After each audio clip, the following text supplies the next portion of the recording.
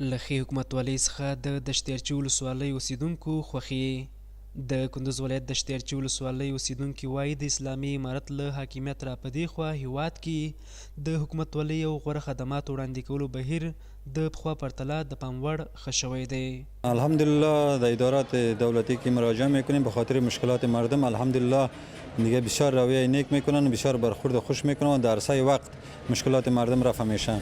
دیگه الحمدلله هم مردم از امارت اسلام مسئولین راضی هستند. الحمدلله دشتیارچي ولسوالۍ کې هم امنیت هیڅ مشکل نشته. موږ کاروبارونه ډیر الحمدلله ډیر په ښه توګه سره روان دي، هیڅ مشکل نشته.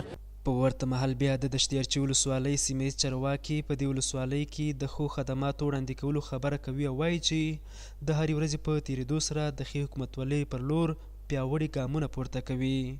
در طول 3 سال گذشته تمام ادارات فعال است و فعالیت خود را دارند و فی الحال هم ما در صدد دیگر هم بهتر شدن حکومتداری و خدمات شبانه روزه مسئولین و مامورین ملکی و نظامی ما در کوشش هستیم که شب و روز به خدمت مردم خود در پالوی مردم خود و همه ادارات ما تا اینکه مشکلات مردم ما مرفوع بگردد.